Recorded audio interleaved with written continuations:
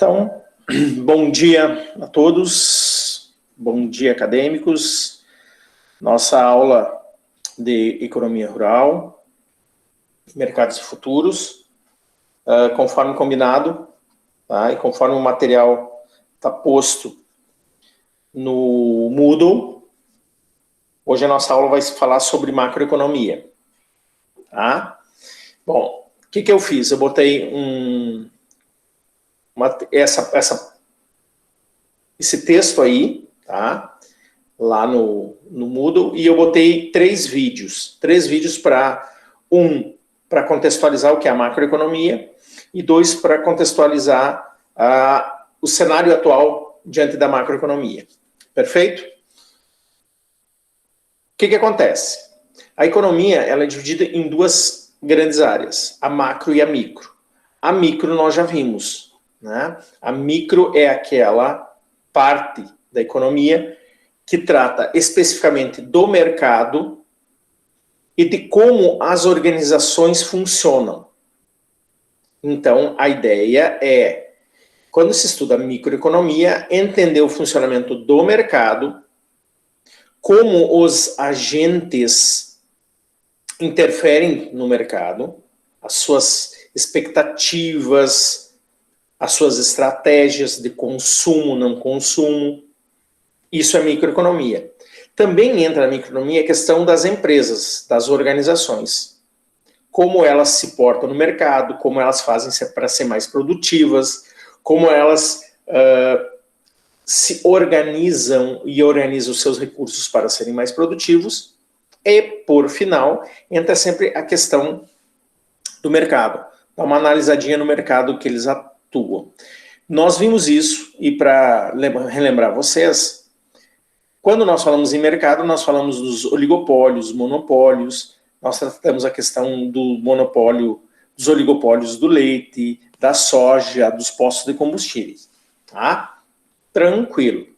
Superado isso, entra a parte que nós temos que falar de macroeconomia, que já muda, e ela é totalmente contrária.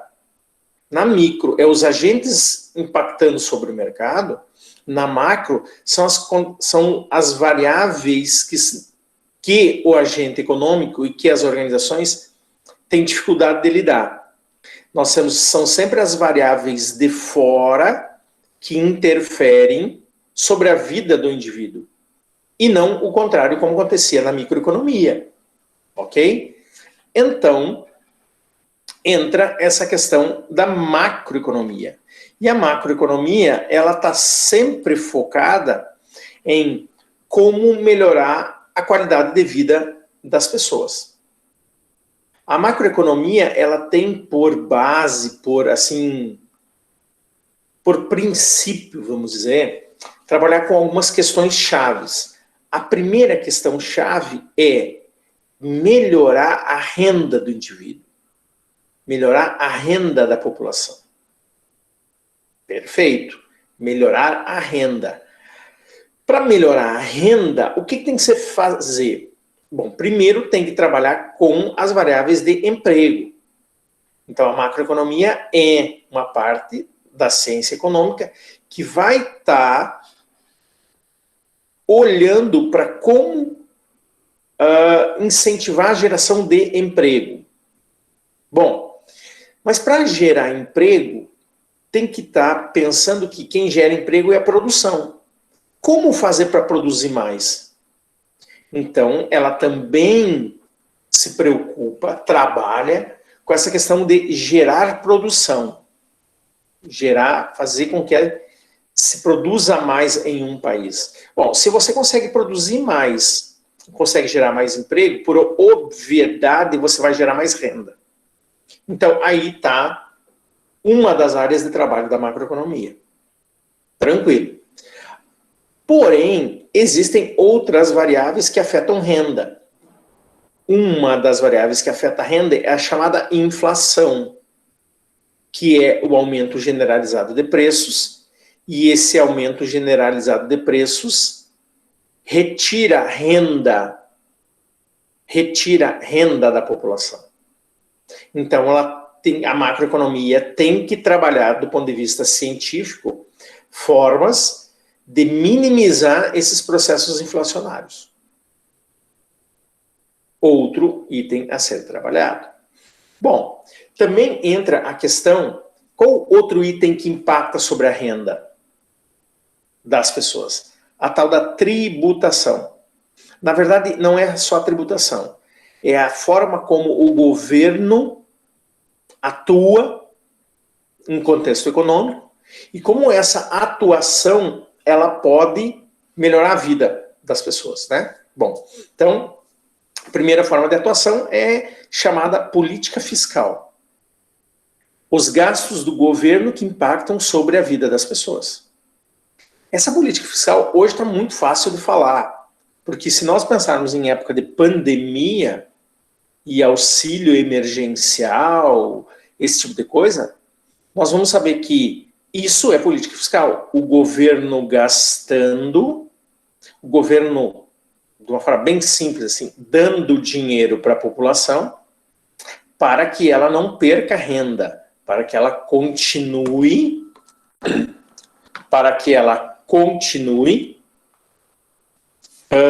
tendo renda, podendo consumir. Ok? Bom, do outro ponto entra a questão de como ela tira a renda. E aí é a questão da tributação. Porque a tributação, de uma forma ou de outra, certo? Ela retira a renda das pessoas. Eu sempre brinco com vocês. Tá? Sempre brinco com vocês. Do valor total do que vocês pagam de telefone, certo? Não é o total de ligação que vocês fazem. 25% do que vocês ligam, do valor da conta, desculpa, em torno de 25%, 25% do valor da conta é tributo. Então, se vocês pagam R$100 de conta do telefone, certo? Na verdade, vocês estão pagando por 75. Né? Estão falando, se comunicando por 75. Os outros 25 vai ser tributo, dinheiro que vai para o governo. Tá? E isso é forma de retirar renda, certo? Quando ele aumenta o tributo, ele tira a renda. Quando ele baixa o tributo, ele aumenta a renda. Bom, esses são os princípios de atuação, certo? Só que daí nós precisamos segmentar esse processo aí, essa lógica aí. Então, a macroeconomia, como vocês estão vendo, ela vai focar na ótica do produto, e essa ótica do produto é a ótica da produção, como produzir mais, correto? E na ótica da renda, como fazer as pessoas ganharem mais, certo? Alguma pergunta, alguma dúvida? Alguma pergunta, alguma dúvida? Não, tá tranquilo ainda. Joia. Pode perguntar. Esse tributo, ele é... A porcentagem é em cima do valor ou essa porcentagem já é, tipo, estabelecida? É, tipo, 25% do valor total que eu pago de telefone, por exemplo? Isso. Eu vou tentar falar um pouquinho para frente sobre tributo, mas isso vai depender muito, tá? Por exemplo,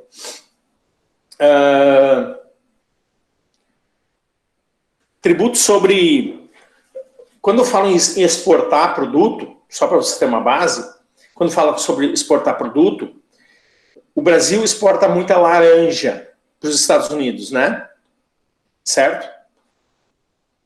Bom, do valor total da laranja,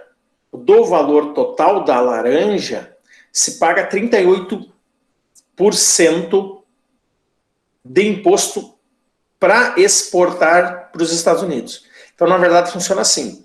O importador americano, o americano que compra laranja brasileira, se ele comprar $1.000 de laranja, ele vai pagar $380 a mais de imposto sobre aqueles $1.000. Então a compra dele não é só de $1.000, vai ser de 1.380. $1.000 custa o produto, laranja, 380 vai de tributo para o governo americano. Veja, 38% sobre o valor total. Porém, existe um tributo adicional que quem compra laranja, o americano que compra laranja do brasileiro ou de qualquer outro país, ele paga $8 por tonelada. Então ele vai pagar, além dos 38% do valor da compra, ele vai pagar mais $8 por tonelada de laranja comprada. Então, tributo tem sobre o valor global ou tem sobre específico. Sobre, nós chamamos, isso é tributo específico, que daí define a lógica, certo? É muito relativo a forma como se estabelece esses tributos. Tá? Beleza. Entendi. Bom, legal. Mas nós vamos falar sobre produção. Agora o nosso foco é sobre produção. Bom, por que a produção é importante? Porque a produção, ela gera riqueza. Ela gera riqueza para as pessoas e gera riqueza para a nação. Por que ela gera riqueza? Porque todo mundo que produz tem um lucro. Esse lucro é a renda gerada. Tá? Vocês entendem isso melhor do que eu.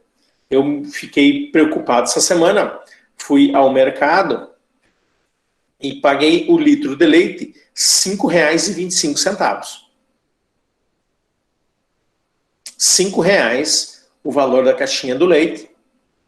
5,25. Aí vem a pergunta.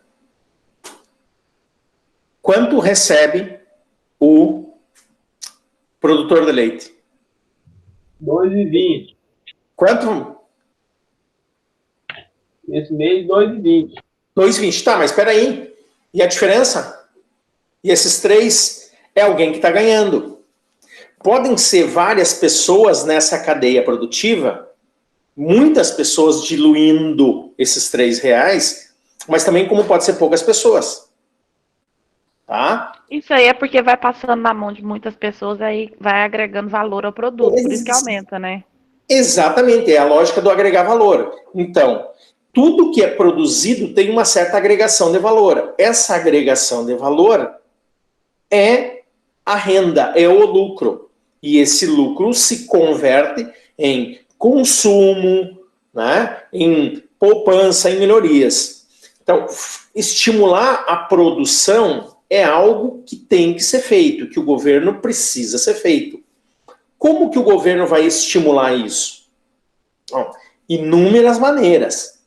Ele pode fazer através do que ele está fazendo por essas políticas emergenciais de época de pandemia, dando dinheiro para a população para elas consumirem, né? Ela pode estimular dando crédito para que o produtor rural compre mais vacas, tanto para a pecuária de leite como para a pecuária de corte.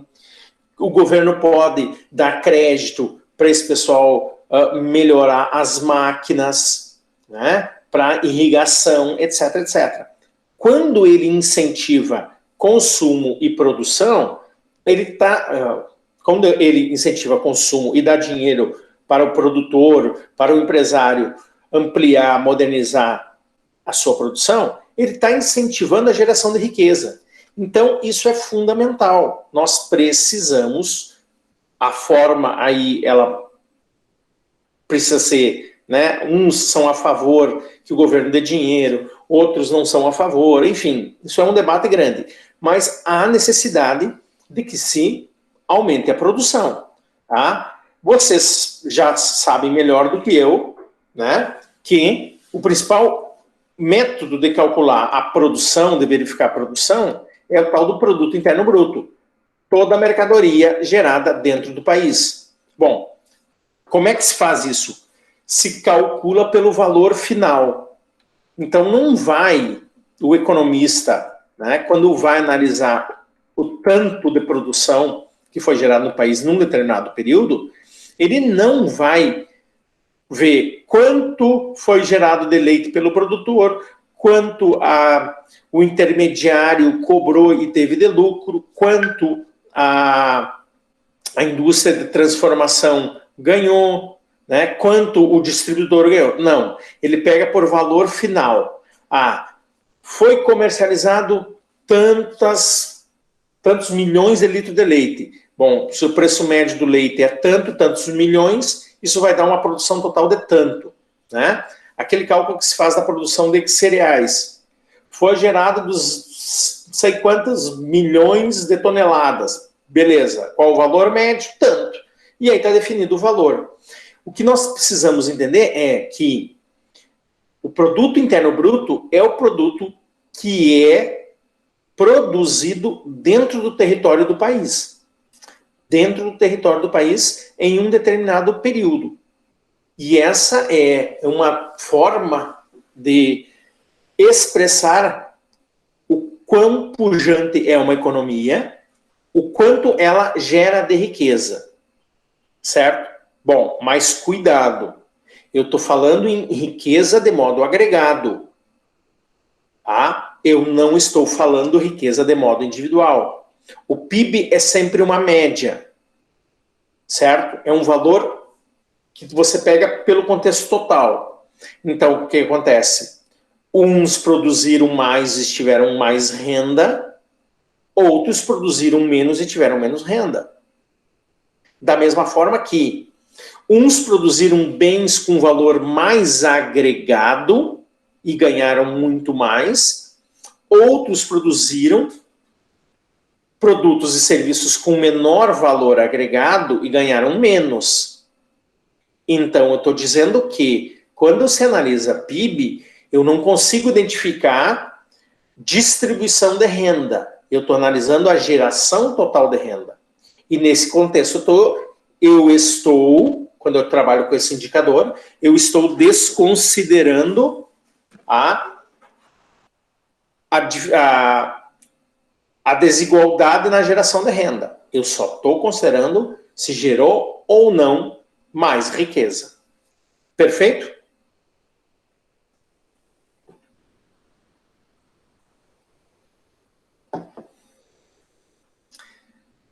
Legal.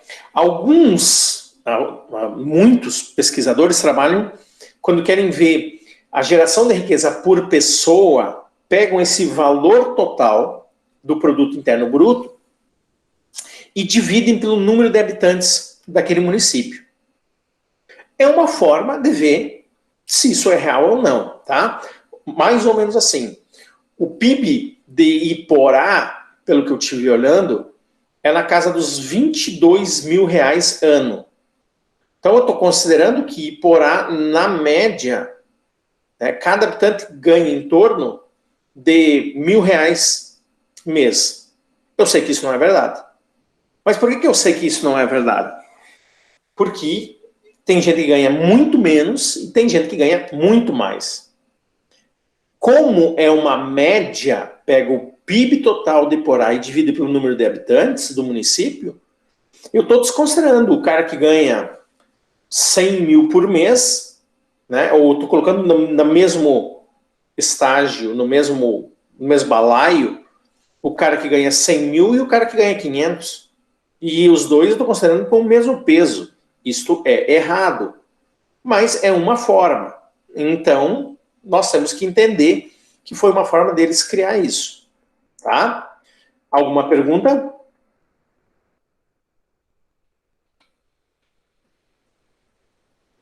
Não, é por isso que na maioria das projeções que a gente vê, assim, que leva como base a média, a gente não pode muito, não é que a gente não pode acreditar muito, a gente tem que sempre ver o lado por trás da média, né? Porque ele pode ser relativo ao cenário tipo, do que está acontecendo ou não, né? Porque tem muito produtor que ganha menos, que é em maior quantidade, mas tem uns que é grande produtor e ganha muito mais, né? Não, isso aí, toda média, eu digo que toda média é burra, né?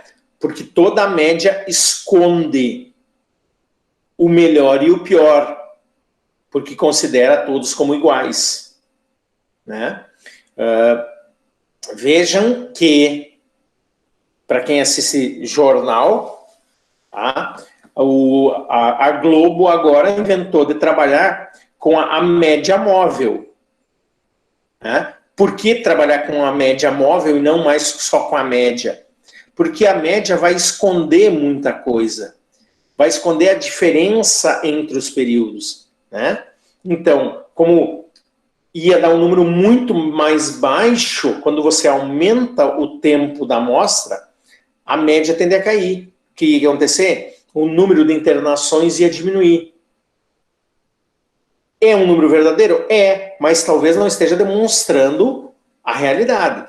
Então você começa a trabalhar com diferentes tempos e calcular diferentes médias. Aí você trabalha o mesmo tempo e faz a mesma média. Está escondendo muita coisa? Tá. Continua escondendo? Continua. Mas diminui essa margem de erro, vamos dizer assim. Ok? Tá? Vocês estão vendo um gráfico aí. Vocês estão vendo um gráfico que ele sobe e desce. Isso nós chamamos de ciclos econômicos. Quando essa linha do PIB está em alta, é um ciclo de alta. É um ciclo de crescimento econômico. Crescimento econômico é quando um país aumenta o volume das suas riquezas. Ok? Quando tem um ciclo de baixa, que é quando essa linha está lá embaixo, tá? Nós chamamos que é um ciclo do qual está perdendo riqueza o país. Há duas formas de analisar essa perda de riqueza. Pela chamada depressão e pela recessão. Recessão é um período de baixa, certo? Vou pegar isso aqui, ó. Tá? É um período de baixa, de queda na produção, de queda no PIB, mas que ele é breve. De certa forma, ele é menos agudo e ele é mais breve, ele passa de uma maneira mais rápida. Então, nós sabemos que recessão é uma queda do PIB? É, mas ela é mais branda e ela é mais rápida. A reversão é mais rápida. É ruim para a economia? É ruim, porque você tem perda de riqueza. Se tem perda de riqueza, alguém está perdendo dinheiro, alguém está perdendo renda, e isso não é bom. Por outro lado, existe uma situação pior nesse período de baixa, certo? Que nós chamamos de depressão, que eu até poderia pegar essas duas primeiras quedas aqui, ó, certo? A recessão é aquele período onde a queda é mais abrupta, ela é mais aguda e ela demora mais para recuperar. Uma depressão seria algo superior a 3 trimestres de queda consecutiva do PIB. 3 quadrimestres consecutivos. Então seriam 120 dias de queda consecutiva de redução do PIB. Isso é uma recessão. Bom, a recessão é sempre pior do que a depressão. Digo de novo, a depressão é sempre pior do que a recessão. A depressão demora mais e ela é mais aguda. Ela é mais difícil de reverter. Nós, na economia, dissemos assim, quando uma economia entra em recessão, muitas vezes é porque ela precisa ajustar algo que é temporário. Então, depois do ajuste, a economia volta para o normal. Na depressão, não. A depressão é uma crise muito forte que ela vai causar ajustes, vai ter que causar ajustes na economia muito sensíveis e a economia vai demorar para retornar isso. Exemplo, pandemia. Pandemia tá com jeito, tá com cara de ser uma depressão, porque é uma crise muito grande, em que a economia vai mudar muito. depois da pandemia vai ter muito desemprego, vai ter muita gente perdendo renda, né? A reversão vai demorar mais e vai ser mais complicada, certo? Atentem para que essas linhas, elas sobem e descem a todo momento, né? Se nós estamos pegando um período de 1980 a 2008, e vejam que ela sobe e desce muito rápido, né? Ela não tem uma linha estável. Esses sobes e desces são chamados de ciclos econômicos. Tá? Toda a economia é feita de ciclo econômico. Depois de um ciclo de alta, obrigatoriamente ela vai ter um ciclo de baixa. E depois do ciclo de baixa, obrigatoriamente ela vai ter um ciclo de alta. A economia sempre se recupera? Normalmente sim. O que não se sabe é quanto tempo ela leva para fazer a inflexão da curva, tanto na baixa quanto na alta, e sempre se espera que em casos de alta, né, ela demore mais para cair. E sempre, quando não estou falando em queda, que ela demore o menos possível para cair.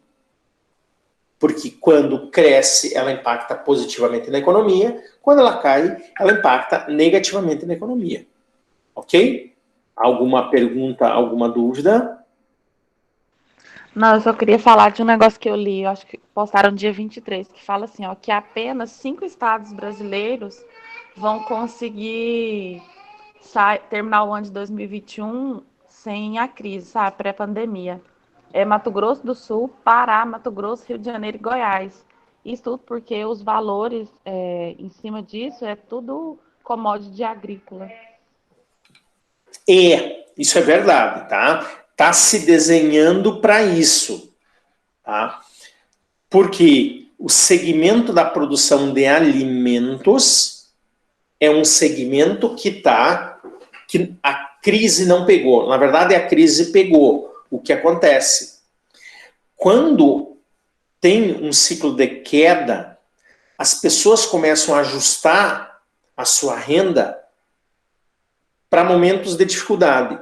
Em momento de dificuldade, o perfil do consumidor normalmente, ele muda de comportamentos de consumir coisas genéricas, coisas supérfluas, para guardar dinheiro e consumir alimento. Né? Recurso para necessidade básica.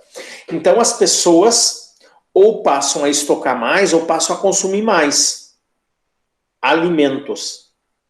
E principalmente aqueles alimentos mais básicos, commodity, proteína. Isso faz com que as economias, os setores que produzem alimentos, eles sofram menos a crise. Tá? Eu estava lendo, eu recebi alguma coisa, de que o preço do arroz em Goiás foi a R$30. Vocês ouviram falar alguma coisa? Sim, ontem passou no jornal, eu assisto jornal aí agora todo dia na hora do almoço, passou que em alguns supermercados o arroz estava R$32,90 e em outros chegou a 26. Qual foi a explicação que o jornal deu? Chamaram um economista, né, para falar sobre, ele disse que por conta da alta no preço do grão, eles não tinham tido um tempo para fazer tipo uma previsão, aí teve uma súbita elevação do preço, né? Falou desse jeito. Uhum. E sabe por que o aumento? Porque os asiáticos, principalmente, estão com medo de ficar sem alimentos e eles estão comprando muito alimento. Na verdade, eles estão comprando tudo que é alimento e insumo, porque eles estão com medo que essa pandemia, essa crise dure mais do que se espera. Eles estão, como eles são a parte do mundo mais rica, com mais recursos, eles estão comprando muito. Óbvio que vocês sabem que quando a demanda aumenta muito e a produção não acompanha, o preço sobe. Então, esse consumo desenfreado, principalmente dos asiáticos, tem levado os preços dos produtos, tem elevado os preços dos produtos. Eles estão comprando para se proteger, e estão comprando de quem vende, no caso que somos nós. E quando eles pegam esse arroz, esse minério, o plástico que nós produzimos também, certo? E leva para a Ásia, deixa o nosso consumidor sem o produto, ou com menos produto. E quando deixa com menos produto, o preço sobe. Então, vejam, olha que interessante. Vai ser muito bom para quem vende arroz, porque o preço do arroz está subindo, mas e a pergunta, e para quem consome? Para quem consome é o contrário. O preço do arroz vai diminuir a renda do consumidor. Então, vai aumentar a renda de quem produz e daqueles que estão ligados a esse mercado, a esse seguinte setor da produção de arroz, mas vai gerar prejuízo ao consumidor e todos os outros setores que não estão diretamente ligados. Por quê? Que vão exigir que as pessoas paguem mais caro pelo arroz. Tá? Então vejam como uma economia não é tão fácil assim, ela é bem complexa. Você ajuda de um lado e pode, como ajuda causando impactos positivos para esse setor, para esses segmentos, mas de uma certa forma pode causar impactos negativos para outros setores. Certo? Então isso é muito sensível, muito complicado. Tá? Para nós não parar muito, existe esse outro indicador aqui. Esse outro indicador chama-se Produto Nacional Bruto. Ele é diferente, mas ele é tão importante quanto o outro. O que ele diz?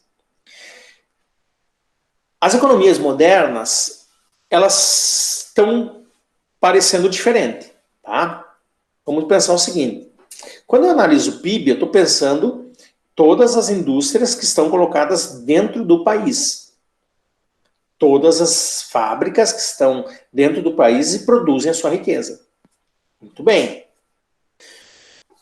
E se tiver uma indústria, uma empresa brasileira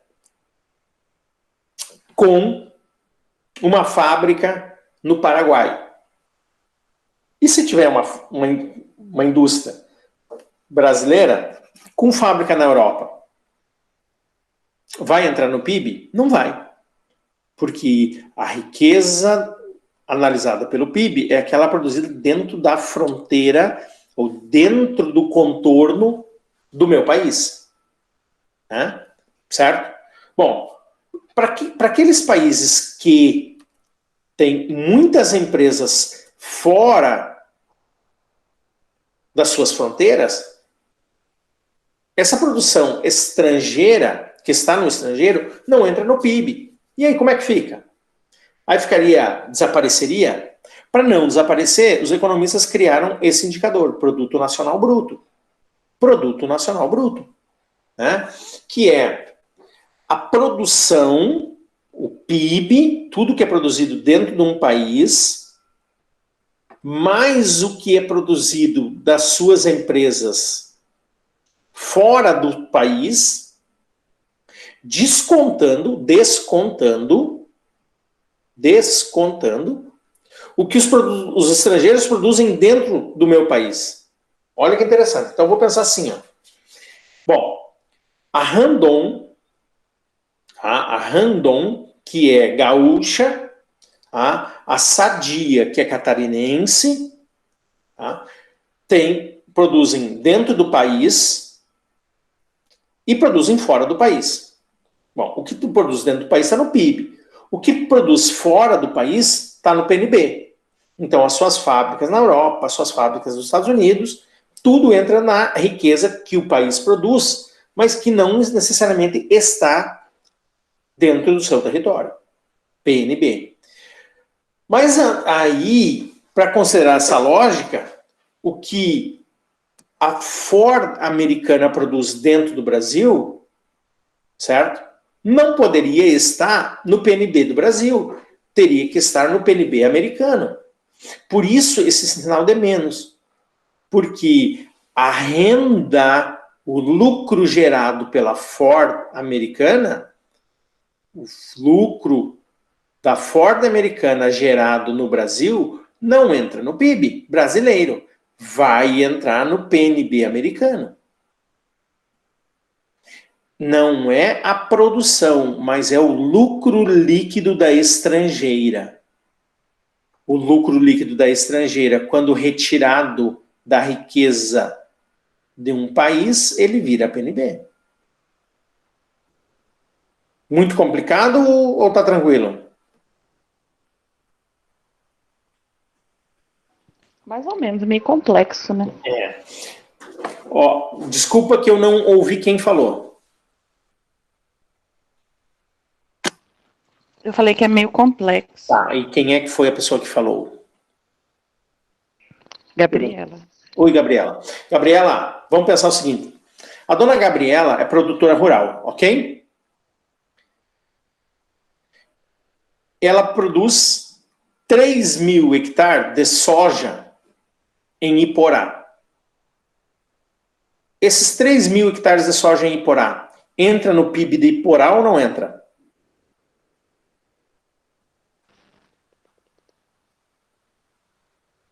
Você acha que entra?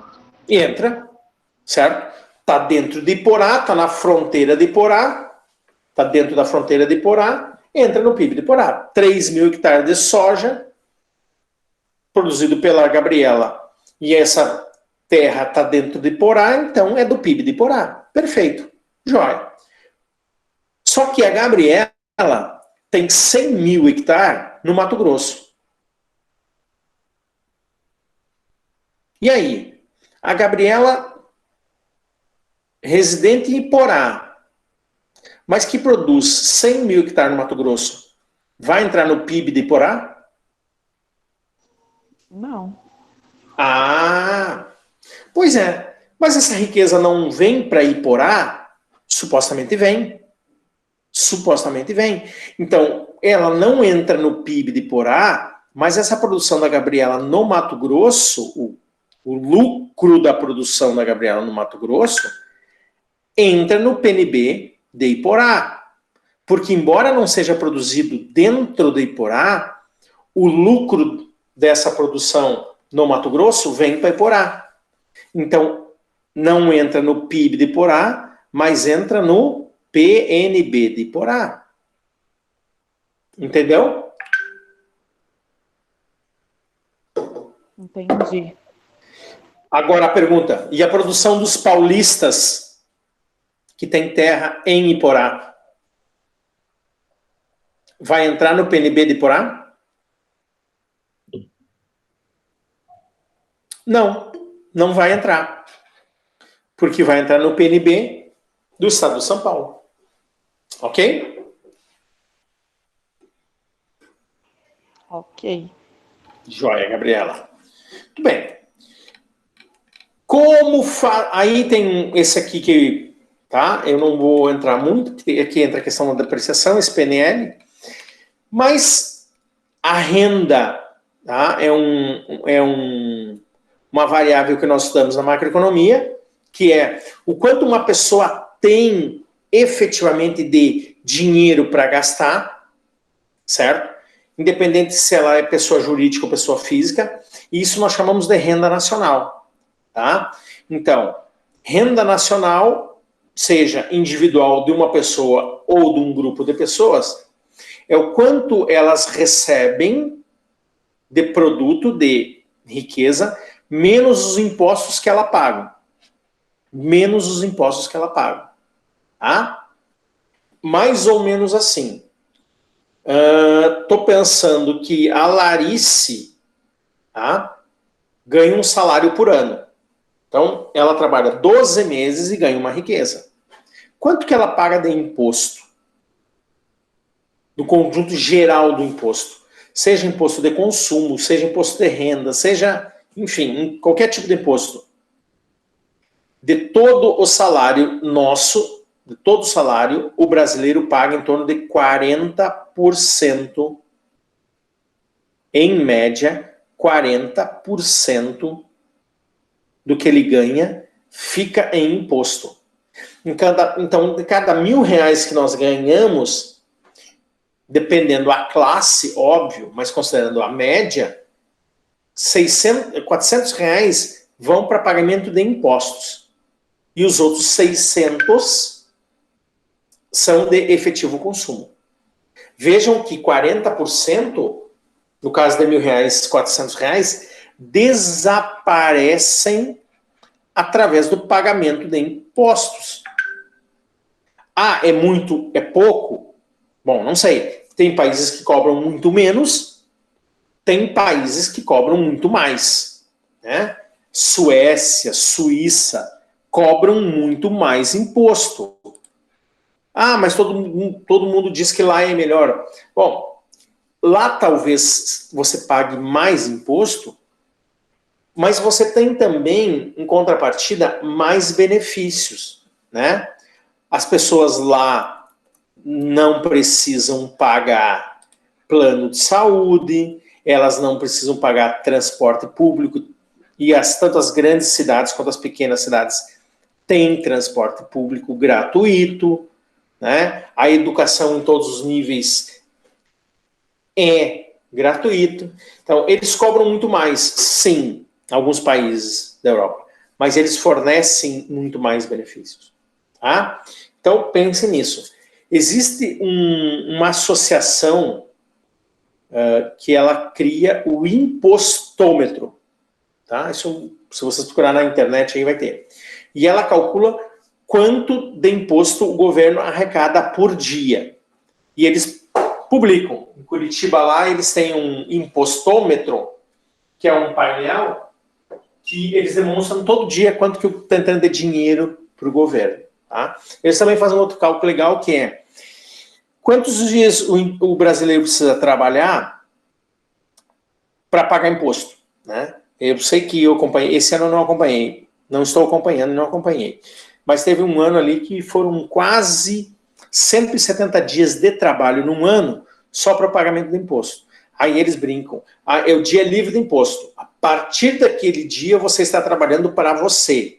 Isso dá em junho, maio, final de maio, início de junho, né? Certo? Que aí eles lançam o dia livre de impostos. Porque a partir dali você vai trabalhar para você. O que você trabalhou antes era para o pagamento de impostos. Vocês podem procurar isso, é bem legal de olhar isso, tá? Certo? Bom, se eu sei o que é produzido, se eu sei qual a importância da produção, se eu sei qual a importância da renda, né? Nós precisamos entender por que, como tem que fazer para incentivar essa produção. Bom, a forma de incentivar a produção, todo mundo sabe. Chama-se investimento. Ó, não esqueçam. A forma de aumentar a produção é através de investimento. E o que é investimento? É o novo capital financeiro, o novo dinheiro, que entra na economia com o objetivo de aumentar a produção. Tudo que é recurso que vai alocado para aumentar a produção é investimento. Bom, se eu comprei um computador novo para mim ser mais produtivo, é investimento. Se uma empresa comprou um computador e comprou um programa para ser mais produtiva, é investimento. Se o cara comprou um caminhão novo para transportar mais grãos, é um investimento. Tá? Se ele comprou uma máquina para produzir mais, é um investimento. Se ele comprou um armazém para guardar o grão e ter um valor agregado maior na sua produção, é um investimento. Investimento que aumenta a capacidade produtiva. Certo? Legal. Da onde vem esse investimento? Esse investimento vem do volume de recursos que tem sobrando. Que tem sobrando. Bom, quem tem dinheiro sobrando, coloca o dinheiro no banco, o banco vai pegar esse dinheiro sabendo que o poupador não vai ocupar isso no curto prazo e empresta para as pessoas e para as empresas investirem, aumentarem a sua produção. É importante, então, que se incentive o aumento da produção. Bom, mas se aumentar a produção depende do dinheiro de quem poupa, é importante também incentivar a poupança das pessoas. Sim, para ter investimento, tem que ter poupança. Mas o que é poupança, Ortiz? Poupança é a parte da renda que as pessoas não consomem. Né? É a parte da renda das pessoas que elas não consomem, que elas guardam. Na verdade, a poupança é uma estratégia que as pessoas têm de substituir o que ela vai consumir no agora pelo um consumo futuro. E com o intuito de fazer essa troca para ampliar a sua capacidade de consumo. Como assim? Eu vou poupar todos os meses R$100, vou poupar durante 2 anos, vou ganhar juros sobre esses R$100, e com R$100 mais o juro, certo? Eu vou ter um volume muito maior para consumir. Então, o que eu guardei mais os juros amplia a capacidade de consumo. Bom, enquanto eu estou poupando, eu estou emprestando, né? O poupador está emprestando dinheiro para alguém aumentar a sua capacidade produtiva. Então, é importante, sim, que um governo incentive, além de ter mais renda, que ele poupe mais. Poupar é substituir consumo presente buscando um consumo futuro. E, óbvio, um consumo futuro num volume maior. Tá legal? Então, vejam que quando eu analiso renda do indivíduo, eu tenho que ver. Ele ganhou R$1.000. Bom, ele ganhou R$1.000. Então, dos R$1.000, 300 vai para imposto. Renda disponível, tira o imposto, sobrou 700. Desses 700, o governo, seja quem for, deveria incentivar que as pessoas poupassem algo, uma parte desse dinheiro, para que parte desse dinheiro vá para a produção. Mas, Ortiz, nós moramos num país em que todo mundo ganha muito pouco, né? Todo mundo ganha muito pouco, não sobra quase para poupar. Então, esse país que não incentiva a poupança, esse país que não tem sobra de dinheiro, vai ter que depender da poupança dos recursos de quem poupa do exterior. E é por isso, então, que muitos estrangeiros investem no Brasil. Né?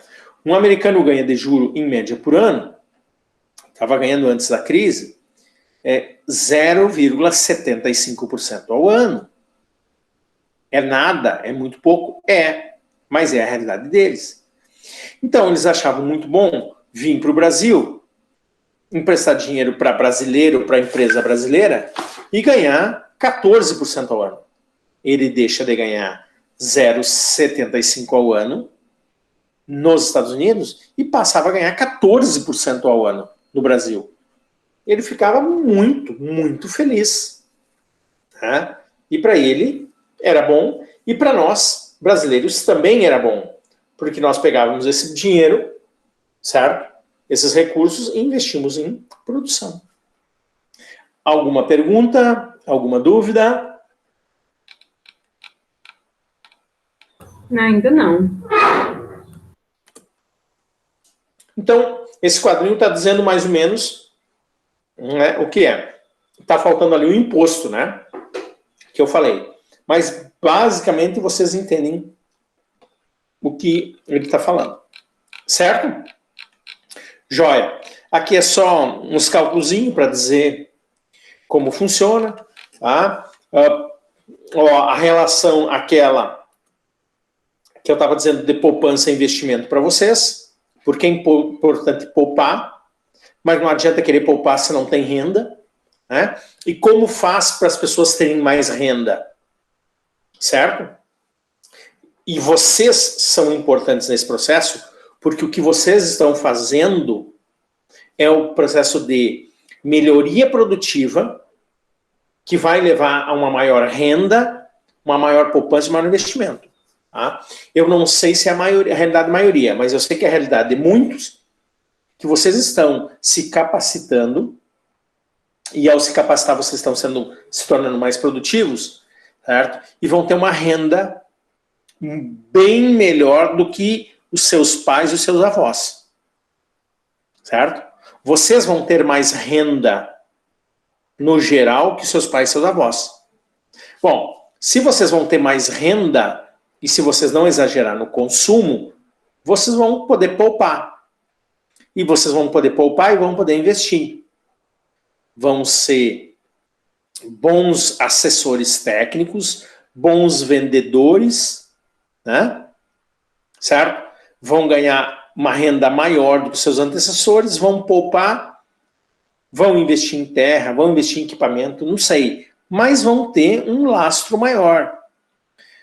Quando vocês tiverem os vossos filhos e vocês investirem na capacitação dos filhos de vocês, ou seja, investir no estudo, na educação, há uma tendência que os filhos de vocês ganhem mais, tenham uma renda maior que a de vocês. Tendência, nem sempre verdade. Né? E o que os filhos de vocês vão fazer? Mesma coisa. Vão conseguir poupar mais e investir mais. Os filhos dos filhos de vocês, se continuarem estudando, etc, etc, se continuar nesse ciclo, certo? Vão conseguir a mesma coisa.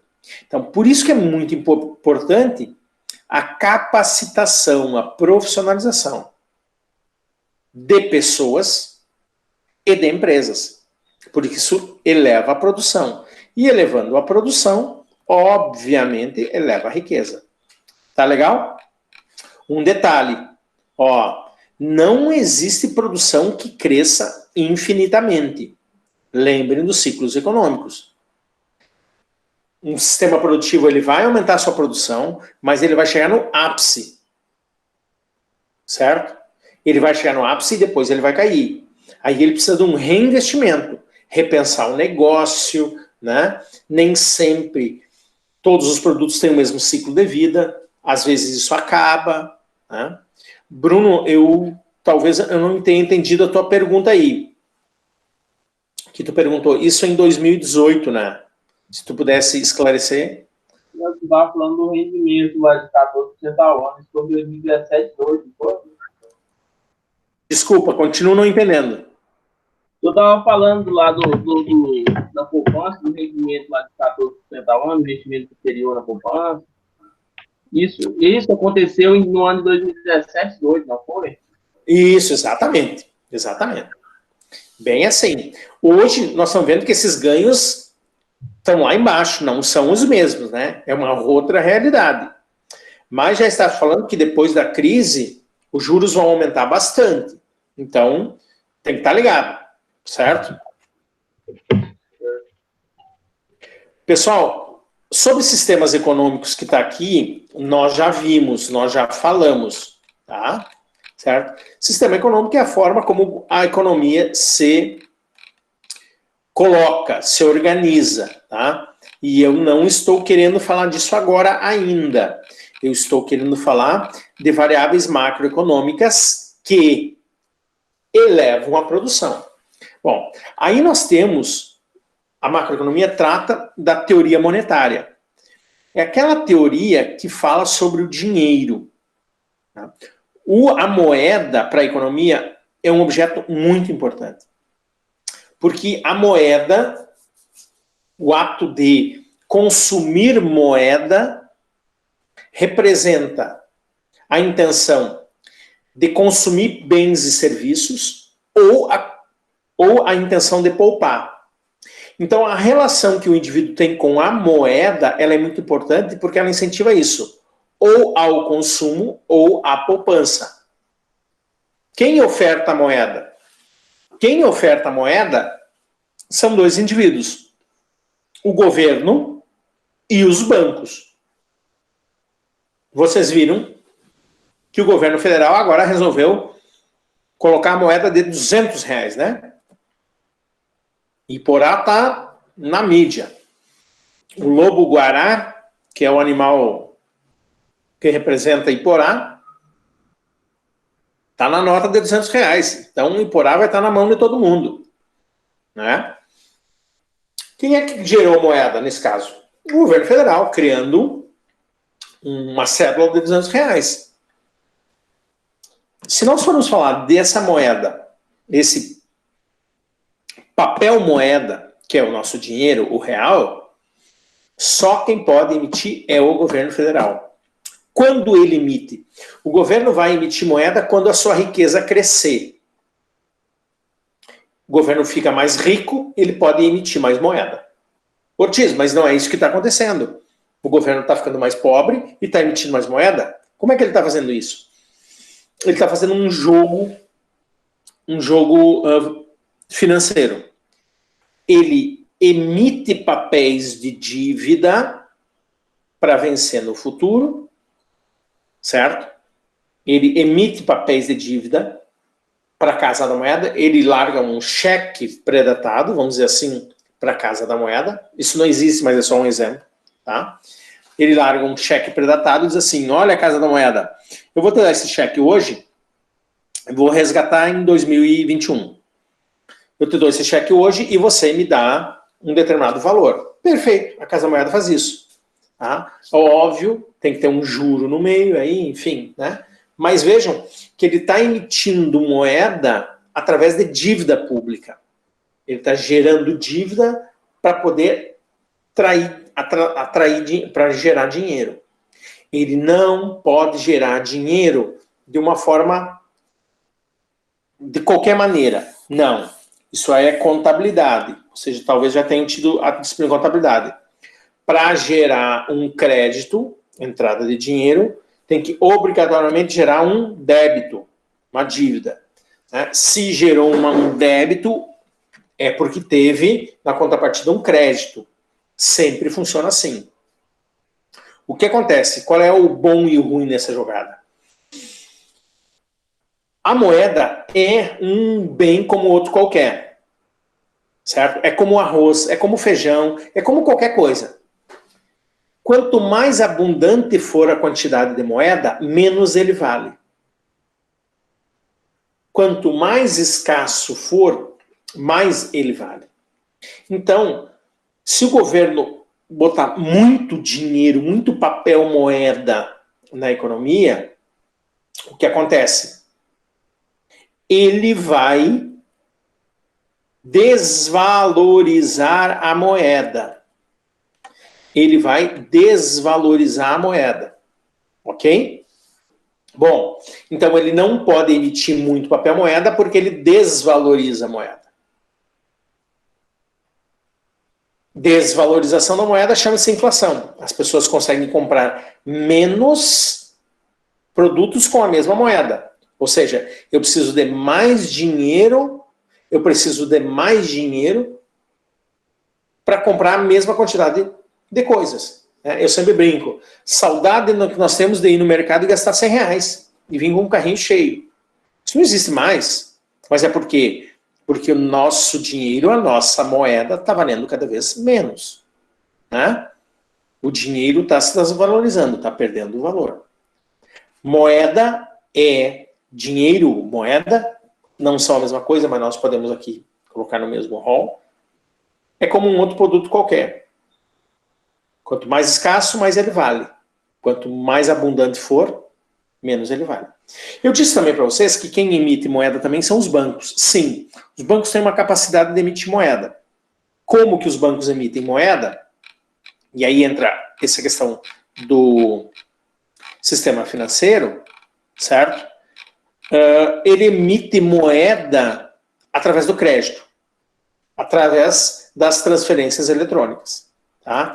Ele concede crédito e esse crédito permite às pessoas consumir mais, né? Investir mais. Bom, quanto mais crédito ele fornece mais dinheiro no mercado, né? Então, se fornecer muita moeda sem que haja necessidade, a moeda perde valor. Se oferecer de menos, tá? Se oferecer de menos, vai ficar mais caro, tá? Então, senhores, governo e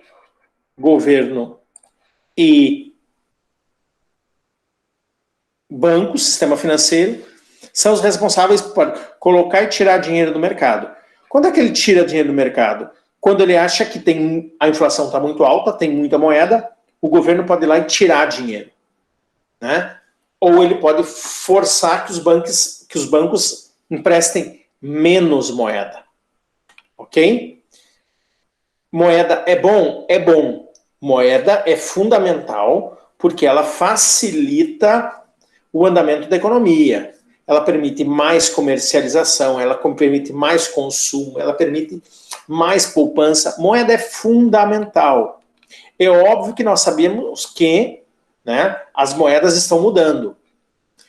Vocês, ao longo do tempo, estão acompanhando que está sumindo o tal do papel moeda, está sumindo o papel moeda, estamos utilizando cada vez mais cartão de crédito, cartão de débito, né? Que também, de uma certa forma, está sumindo, porque estão aparecendo outras tecnologias de comercialização, seja relógios, seja as pulseiras de pagamento, né? Seja o que for, seja o smartphone, né? Certo? Então, a forma dessa moeda aparecer, ela vai modificar muito ao longo das próximas décadas. Mas vai continuar existindo uma moeda. Vai continuar existindo esse instrumento que facilita a comercialização, que facilita o processo de poupar, né? Certo? Bem, isso não é igual para todos? Não. E aí entra esse item 5.3. Existem pessoas que demandam mais moeda e outras que demandam menos moeda. Existem pessoas que retêm mais moeda, ou seja, poupam mais moeda, e tem pessoas que poupam menos. Cada um tem o seu perfil. Entra uma questão genética, cultural, idade, enfim, um monte de coisas, certo? Mas nós sabemos que as pessoas demandam moeda, ofertam moeda, ou reter moeda é ofertar moeda. Cada um no seu perfil, né?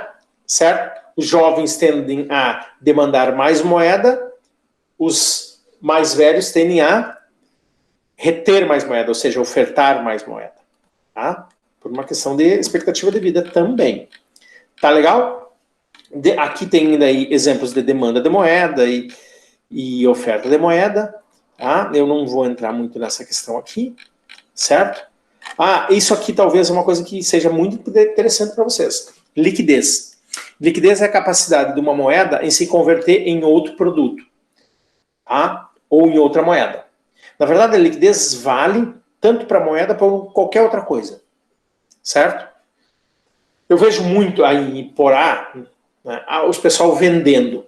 Vendo uma casa, troco por carro e gado. Opa, gado vem a ser um tipo de moeda. E por que os iporaenses, o pessoal da região aí, gosta muito de gado?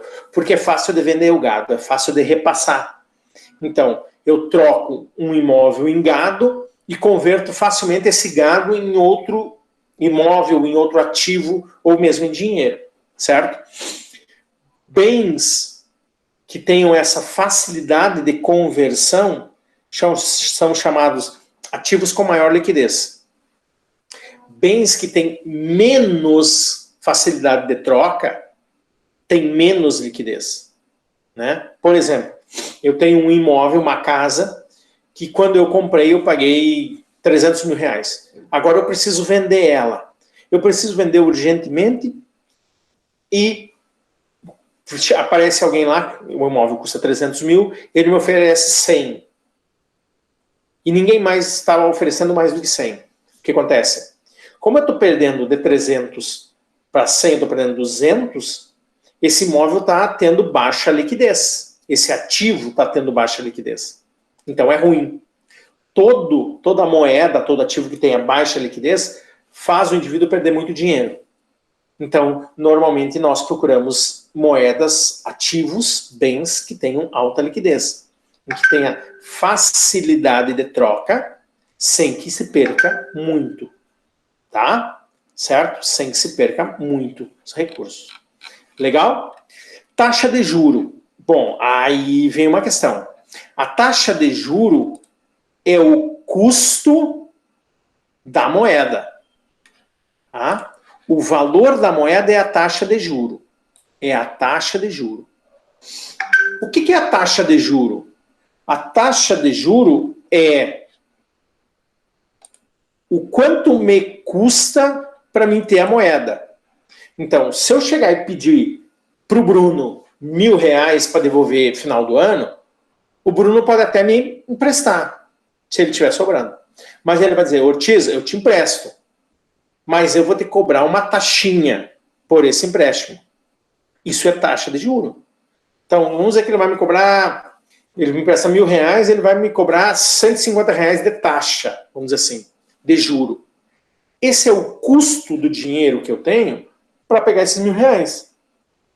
Então, taxa de juro é o custo do dinheiro.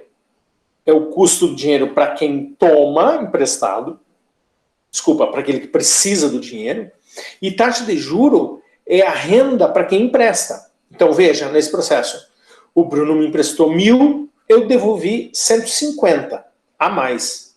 Na verdade, eu devolvi 1.150. O que acontece? Para mim, que peguei dinheiro emprestado, esses 150 era um custo. Para o Bruno, que recebeu 150 a mais, foi uma renda. Por isso que eu digo para vocês que é importante poupar. Porque ele ganhou R$150 a mais. Ele teve R$150 a mais de renda por emprestar o dinheiro. E eu perdi R$150 de renda por tomar emprestado. É óbvio que se eu for pensar pelo lado racional, eu só peguei os R$1.000 porque o meu lucro de tomar emprestado do Bruno foi muito maior que os 150. Então eu apliquei aqueles 1.000 em alguma coisa e o meu lucro foi superior aos 150. Eu apliquei, fui lá, comprei umas roupas para revender, fui em Goiânia, comprei roupa para revender, vendi tudo, aqueles 1.000 por 1.500. Bom, 1.500, tiro, né, os meus, sobrou líquido 1.500. Bom, sobrou líquido 1.500, eu tenho que devolver os 1.000 para o Bruno, mais os 150, beleza. 1.500 que me sobrou líquido, eu paguei 1.150, me sobrou 350. Bom, então, para mim foi um bom negócio. Porque além de pagar o juro, devolver o capital e pagar o juro, me sobrou 350. Essa é a forma racional de se pensar. Quando é que eu vou comprar um trator financiado? É quando o lucro do trator paga o trator e mais o juro. Assim que se pensa. Macroeconomia. Todo cálculo que não considerar isso é um cálculo errado e é um tipo de dinheiro que não deve ser pego. Ok? Certo? Bom, vamos lá. O sistema financeiro é aquela parte da economia que empresta o dinheiro, que facilita as trocas. Um sistema financeiro é fundamental. Principalmente vocês que trabalham no agro, o agro não teria evoluído se o Brasil não tivesse evoluído o seu sistema financeiro. Economias com sistema financeiro fraco têm um agro fraco. E por quê? Porque todo o sistema de comercialização futuro, né, de commodity, seja do que for, depende do sistema financeiro. Um sistema financeiro forte e confiável. Se ele não for forte e confiável, ele quebra e leva todo mundo junto. Certo?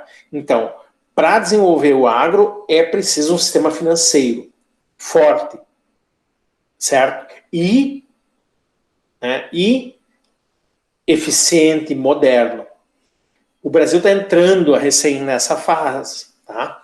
Isso vai avançar muito. E tomara que avance para que o nosso agro avance junto. Tá legal? Banco é sempre muito importante. Tem gente que diz que o banco só rouba. Não, não é na verdade. O banco é aquele cara que aproxima quem tem dinheiro sobrando de quem precisa de dinheiro, né? Dos agentes superavitários, dos agentes deficitários. Considerando que quem pegou o empréstimo vai pegar e vai ter lucro, e vai devolver, e o que emprestou vai receber o que emprestou e vai ter lucro também. Supostamente todo mundo ganhando. Ok? Certo? Crédito. Crédito é fundamental, todo mundo sabe. Por que o crédito é fundamental? Porque ele amplia a capacidade de investimento das empresas, das pessoas, e também, né, em análises temporais assim muito curtas, ele nos possibilita adquirir algo que no momento nós estamos precisando e que não temos dinheiro, né? Que supostamente vai nos dar um lucro. Então, uma economia sem crédito é uma economia complicada. O crédito é caro ou é barato? Bom, isso nós falamos que no Brasil ele é muito caro. Por que o crédito é caro? Porque o sistema financeiro brasileiro ele é muito pequeno. Tem muito poucas empresas, né? Tem muito poucas empresas e por serem poucas, isso configura-se um oligopólio, que você já sabe, e aí esse pessoal aproveita e cobra muito caro. Isso tem mudado? Tem. Tá? Tem surgido muitas empresas de empréstimo, esse sistema financeiro está se ampliando e há uma tendência dessas taxas, desse custo do capital cair. Tá? Mas também o crédito depende do risco. Saber analisar o risco de quem pega dinheiro emprestado. Então, risco é um fator fundamental para o custo do crédito. Quanto mais inadimplente, mais arriscado é o crédito, mais caro ele é. Quanto mais desconhecida a aplicação desse dinheiro, maior é o risco e maior é o custo desse crédito. Então, risco é Desculpa, risco é outra variável que aumenta muito o custo do dinheiro e complica muito a distribuição de crédito. Tá legal? Certo? Muito bem. Esses exercíciozinhos eu não vou deixar. Inflação, né? Eu vou deixar para vocês lerem, porque inflação é a perda do valor da moeda, é a desvalorização da moeda, certo? É algo que nós já tínhamos falado, mas cabe aí uma leitura de vocês. Não deixe de dar uma lidinha nisso, tá? Certo? Quando sobe apenas o preço de um produto, ou de um grupo muito pequeno de produtos, isso não é inflação. Inflação é quando sobe de maneira generalizada o preço dos produtos, tá? Se for aumento individual ou de um pequeno grupo, não considerem como inflação. Tá legal? Agora eu quero falar sobre isso aqui, ó. Esse histórico da inflação, não vou entrar muito aqui. Tá? Isso aqui, economia internacional, que para nós no agro é fundamental, né? Exportar e importar. Por que os países exportam? Se exporta aquilo que ele é produtivo e competitivo. Ou seja, aquilo que ele produz barato e aquilo que ele produz bem. Por que é importante esse comércio internacional? Porque quando nós produzimos eficientemente e produzimos bem, o nosso produto ou é mais barato que o dos competidores, ou ele agrada mais o consumidor. Bom, se nós somos melhores produtores, nós produzimos mais barato. E se nós produzimos mais barato, nós conseguimos vender para mais países. Nós conseguimos ampliar a venda. E quanto mais nós vendemos, mais nós produzimos e mais riqueza o nosso país tem. Mais riqueza o nosso país tem. Então é fundamental ser bom nas exportações, ser produtivo, ser eficiente, ser mais profissional, né? Ser mais profissional é produzir com menos custo. Quer dizer, com menos custo é produzir mais barato. Mas também não só isso. Muitas vezes produzir algo que tem um diferencial. E que através desse diferencial nós possamos cobrar mais caro. Como assim, Ortiz? Vamos fazer coisa que os estrangeiros gostem, apreciem e queiram pagar bem. Né? O exemplo mais típico que nós temos é cachaça, aguardente. Se você pegar e exportar a cachaça, o estrangeiro paga muito caro pela cachaça. Cachaça boa. Né? Ele paga muito bom. Uma Havaiana, né? Nós pagamos aí a Havaiana R$20, certo? R$20 é $4. O europeu paga uma Havaiana $30. Mas por que isso? Porque eles são apaixonados por Havaiana. Então tem que descobrir produtos diferenciados, fazer bem feito e cobrar bastante. Isso atrai riqueza. Bom, mas nem tudo que nós consumimos nós produzimos. Então nós precisamos comprar coisas do que vem de fora. Esse comprar coisas que vem de fora chama-se importação. Né? Assim como nós exportamos, nós também importamos. Certo? Se a exportação nos traz riqueza, a importação leva essa riqueza para fora, leva a riqueza para o país que está nos vendendo.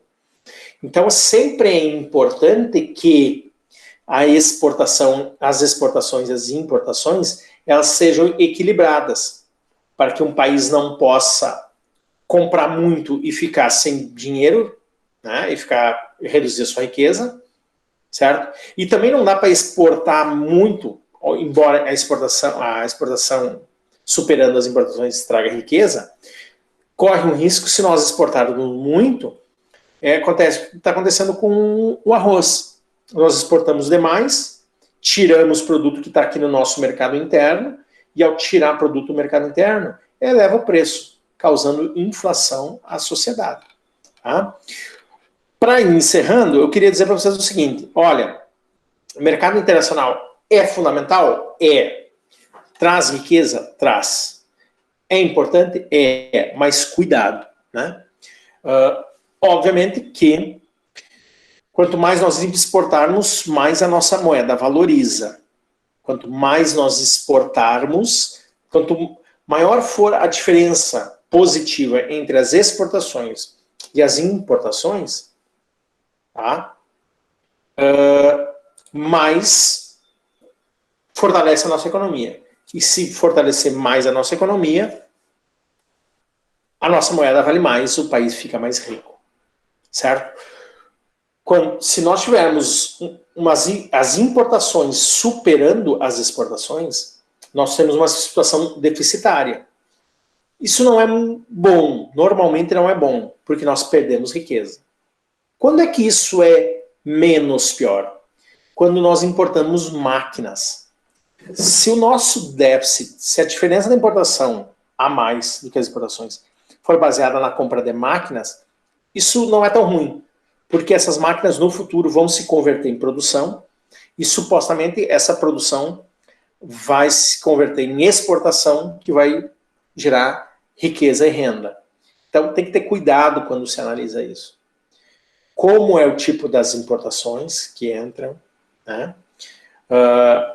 Como elas vão impactar na nossa economia, etc, etc. Por isso que tem que ter muito cuidado. Tá? Comércio internacional. Esse comércio impacta diretamente. Um outro detalhe que está entrando muito forte, e principalmente na área de vocês, é que produzir mais barato é interessante? Sim. Né? Porque vejam esse demonstrativo aqui. O Brasil vende o minério de ferro, né? Que é muito bom, traz riqueza, mas só que esse minério de ferro é um produto de baixo valor agregado. E ele compra tecido da China, que é um produto de maior valor agregado. Então, ele vende produto barato e compra produto caro. Isso tem que ter cuidado. Né? Esse fluxo é bom, mas isso aqui deveria ser diminuído. Nós deveríamos vender mais produto com maior valor agregado e comprar produto com menor valor agregado. Porque aí nós estaríamos gerando mais renda. Mas em não sendo possível, vai como dá. O que eu queria frisar para vocês é que hoje em dia esse comércio não depende só de preços. Tá? Esse comércio depende também de acordos, de contratos, de cumprir acordos, fazer bons acordos e cumprir contrato.